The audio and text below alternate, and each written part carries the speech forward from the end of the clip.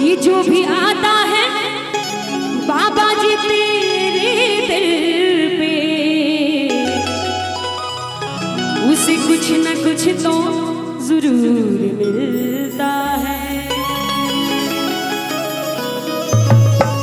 ये दरबार तेरे सभी दरबारों में ये एक खास अहमियत रखता है।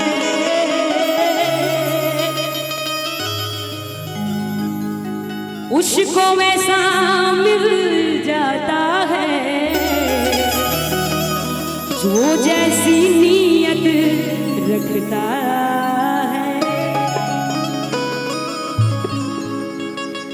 देखिए 1000 रुपए के आशीर्वाद भाई की तरफ से, विवेक बाबा की तरफ से भी गौला से पहले आशीर्वाद मिला, बहुत बहुत धन्यवाद बा।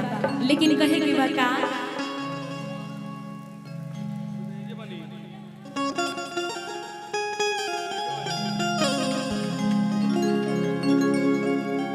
एगो मीठ सा भजन बस रउआ के झूमे के नहीं थे, मन में झूमे के बा, अब बस हल्का हल्का ताली बजाए के बा, अब मन ही में गुनगुना ले के बा। अगर मन करी तो जोर से भी गा ले हमारे संगे, तो भजन हमारे सफल ही हो जाए का। अब माई बहन लोग बैठल बनी शिव चर्चा हुई ना, शिव चर्चा कितना जने करे नी लोग, हाथ उठा के बताइए शिव चर्चा सावन में रोज रोज होता कि ना, सावन में होता कि ना शिव चर्चा। अच्छा के तरह आप लोग विष मांगे नहीं जा, विष मांगना कहले के मतलब दया के तरह दया रहुआ लोग मानिए जा महादेव जी से। शिव चर्चा जे जे हाथ उठा सबसे पूछा शिव चर्चा रहुआ हाथ उठेनी है ना, रहुआ आपको उठेनी है। अध्यक्ष के हो जी शिव चर्चा के अध्यक्ष के हुआ शिव चर्चा के मेहरारू लोग अध्यक्ष बोली लोग। अच्छा तरुण कैसे दया रहुआ लोग मांगे नहीं जा, अल्लाह शिव चर्चा करो तरू ना। दया पहला नंबर आवेला का कि पहला में दया मांगी, दूसरा में चर्चा और तीसरा में ऐसे पहले ना निकल रहा मुंह से कहे के बाका दीवाना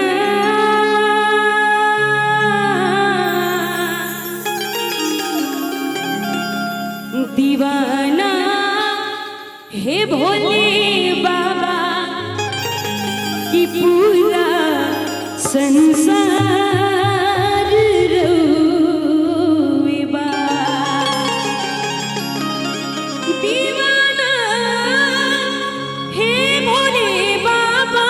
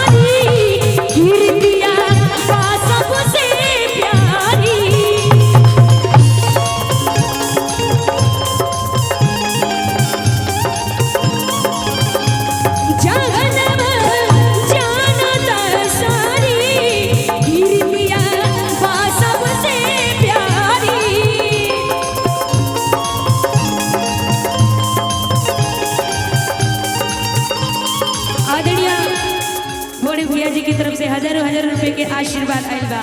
कोटि कोटि प्रणाम बा। और कहे के बा का जटा जूटी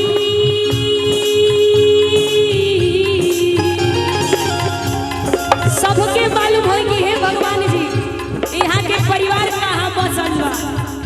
हमनी के महल अटारी यहाँ तक कि रावण के सोना के महल देके रावण के सोना के महल देके हमर पहिना के 1000 रुपए के आशीर्वाद आइल बटे आदरणीय दादी जी की तरफ से। मीरा, अरे वाह कितना प्यारा नाम बा। मीरा जी की तरफ से 1000 रुपए के आशीर्वाद दादी जी की तरफ से। और फूल माला वाला 1000 रुपए के आशीर्वाद आइल बा। आप सबके हर आशीर्वाद के ये सही चाहत रही आ कहे के बका जनवा जानता सारी कीर्तिया बा सबसे प्यारी।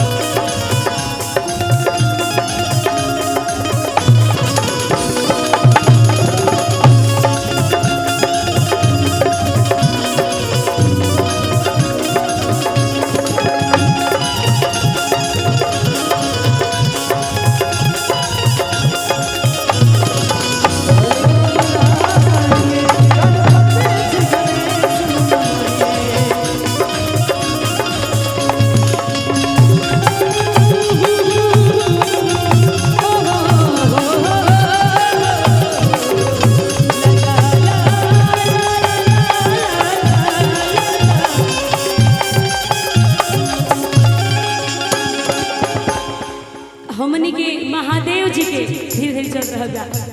यहाँ के अगर प्रतिमा देखो तो हो जाता देखे में कितना सुंदर भोलेनाथ जी वाकई में एकदम भोले हैं। आ वहाँ के बगल में गौरा माई बैठल रहेगी। कहे के बका गले में सांप बारौआ विराजे सोने गौरा।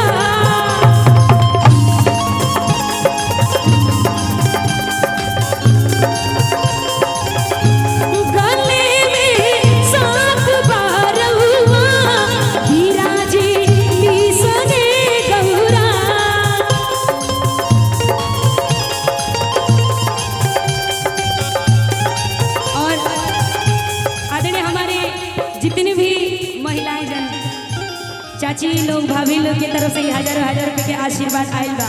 कोटि कोटि प्रणाम बा। कहे के बका